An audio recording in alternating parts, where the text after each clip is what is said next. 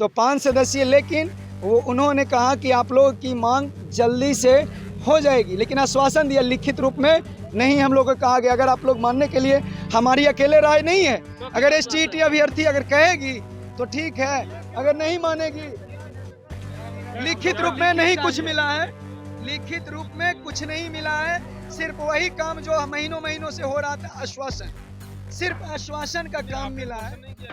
बहुत उनका हम लोग पैर पकड़े, उनका पैर भैया क्या बताएं, हम तो वहाँ पे वीडियोग्राफी आप होते तो हम सामने दिखाते हैं, उनका हम लोग पैर पकड़े, हाथ जोड़े हुए थे कि सर अब एकदम 1 मिनट भी देर मत कीजिए, क्योंकि गरीब लाचार असहाय कब तक बर्दाश्त करते रहेंगे, कब तक दुख झेलते रहेंगे, बहुत सारे विकलांग हैं, महिलाएं ऐसी हैं, कब तक दुख झेलेंगे, अब बर्दाश्त नहीं हो रहा है सर। अब हम लोग को हर हाल में सर्टिफिकेट चाहिए, और हर हाल में हम लोग को जितना रिजल्ट है उतना हम लोग को नियुक्ति चाहिए, ऑल क्वालिफाइड की नियुक्ति चाहिए। नमस्कार, न्यूज़ फॉर नेशन देख रहे हैं आप, मैं हूं आपके साथ रश्मि। बिहार में सरकारी नौकरी पाना इतना आसान नहीं है। जी हां, हम ऐसा इसलिए कह रहे हैं कि चाहे वो स्वास्थ्य विभाग हो, शिक्षा विभाग हो या कोई और पद की नौकरी हो, वहां पे युवाओं को रोजगार पाने के लिए कड़ी मेहनत करनी पड़ती है। ऐसे में आज एक बार फिर से एसटीईटी अभ्यर्थियों की तरफ से सड़कों पर प्रदर्शन किया जा रहा है, जिसमें उनकी तरफ से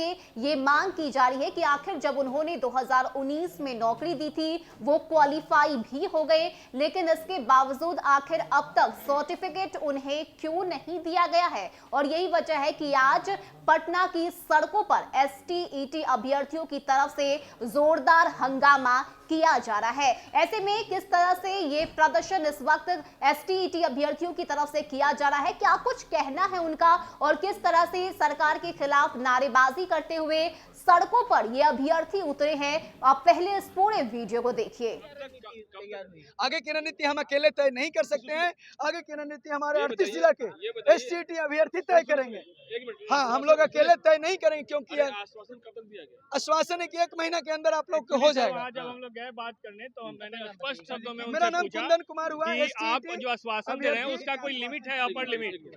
मैंने उनसे स्पष्ट शब्दों में पूछा कि सर कोई अपर लिमिट है, तो उन्होंने कहा आपके रिजल्ट की और सर्टिफिकेट की प्रक्रिया शुरू हो चुकी है, लेकिन आप लोगों को हम अपर लिमिट नहीं बता सकते। मैंने बोला सर हम कब तक वेट करें, तो उन्होंने इस पर कोई जवाब नहीं दिया। बोला कि मैं सिर्फ इतना ही बता सकता हूं कि आपकी प्रक्रिया शुरू हो चुकी है। हमने ये भी कहा कि सर संजय कुमार जी ने या और शिक्षा मंत्री जी की तरफ से ये आया है कि मार्च के फर्स्ट वीक में हमारा बहाली शुरू हो जाएगा।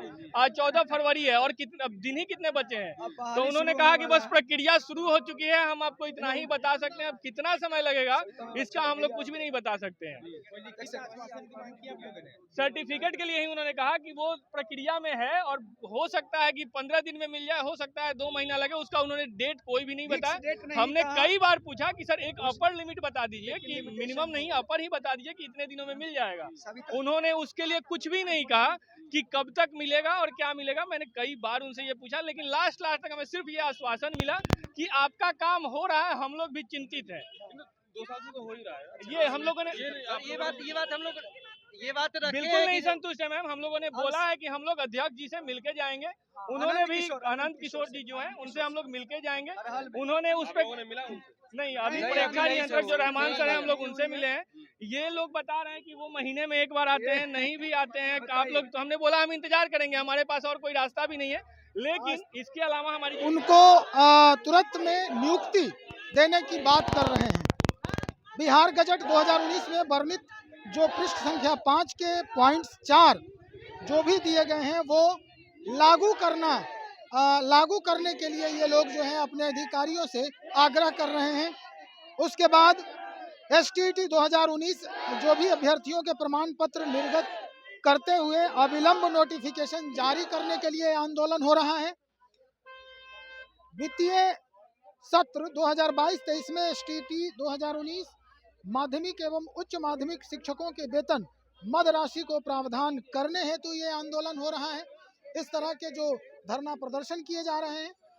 कंप्यूटर साइंस को अनिवार्य विषय के रूप में शामिल करने के लिए शिक्षा में कंप्यूटर जो विषय है, कंप्यूटर साइंस है, उसको अनिवार्य मानते हुए उसे शिक्षा में बिहार के जो एजुकेशन सिस्टम है, निचले स्तर के जो एजुकेशन सिस्टम है, उसमें शामिल करने की बात हो रही है। तो आप देख सकते हैं कि किस तरह से यहाँ पे पुलिस प्रशासन भी अपने स्तर से इन लोगों को हटाने की पुरजोर कवायद कर रही है। और यहाँ जो छात्र हैं, एक छोटा बच्चा भी है जिसे आप देख सकते हैं, वो भी एक अपनी माँ के साथ खड़ा है यहाँ पे। और वो उसको ये नहीं समझ में आ रहा है कि यहाँ हो क्या रहा है, लेकिन उसकी माँ भी जो है वो यहाँ खड़ी है धरना प्रदर्शन में, इसलिए वो भी खड़ा है। आप देख सकते हैं कि इस बच्चे का जो भविष्य है उसकी माँ में नजर आ रहा है।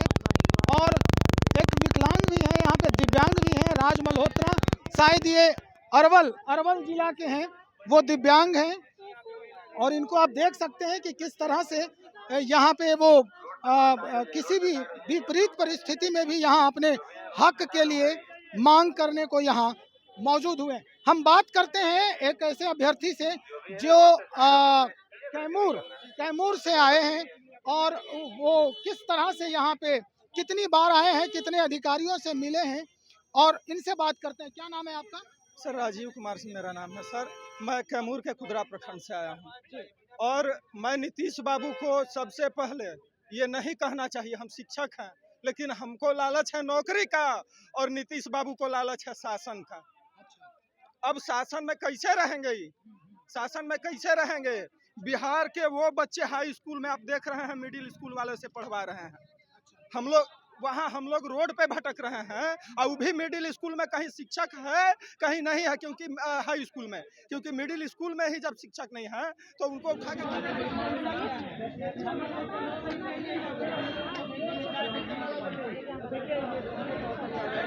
एक्चुअली भैया हम लोग 3 साल से मानसिक और शारीरिक प्रताड़ित हैं। पूरा मसला ये है कि 12 मार्च को 12 सब्जेक्ट का रिजल्ट आना था, रिजल्ट आ गया, ठीक ना। उसके बाद 3 सब्जेक्ट का पेंडिंग था, जिसको 22 जून को लाना था, जो कि आनंद फानंद में 21 जून को लाया गया, नो डाउट, ठीक है। उसके बाद क्या हुआ कि 24,599 क्वालिफाइड थे, ठीक ना, जितना सीट था। 3 महीने के दरमियान में ऐसा बैकडोर इंट्रीज हुआ है कि डाटा कहाँ से कहाँ पहुँच गया, यानी 80,000 तक डाटा पहुँच गया। अब मान लेते हैं कि यदि आपको CBI जाँच करवाएं तो CBI जाँच करवाइए, ठीक ना, नो डाउट। लेकिन यदि आपके पास सीट भी खाली है, यदि 4 लाख से ऊपर पद खाली है बिहार पे, तो भाई क्योंकि सीनियर सेकेंडरी स्कूल का एग्जाम है, सीनियर सेकेंडरी मतलब सेकेंडरी टीचर एलिजिबिलिटी टेस्ट, ठीक है ना। तो 9th, 10th, 11th, 12th के टीचर्स हैं, और आपको पता होगा भैया कि PTR रेशियो जो होता है, पुपिल टीचर रेशियो जो है, वो बिहार का 100:1 है। डैट मीन्स कि बहुत पुअर है, ठीक है ना। जो कि हाल में समीक्षा बैठक हुआ है, उसको दिखा दिया जा रहा है कि 40:1 पे पहुंच गया है, जबकि अभी तक रिक्रूटमेंट नहीं हुई है। और 8 साल के बाद भैया, 8 साल के बाद ये पहला एग्जाम हुआ है बिहार में जो कि ऑनलाइन एग्जाम हुआ है। और 2 बार हम लोग प्रताड़ित हो चुके हैं। एक बार तो ऑफलाइन हुआ, एग्जाम कैंसिल हुआ, चलो कोई दिक्कत नहीं है। ऑनलाइन हम लोग एग्जाम दिए, चलो अच्छी बात है। एग्जाम देने के बाद भी इतना धांधली हुआ, ठीक ना। मान लेते हैं यदि आपने बैकडोर एंट्रीज की है, तो या तो बैकडोर एंट्रीज को छाटिए, या फिर जो भी क्वालिफाइड है।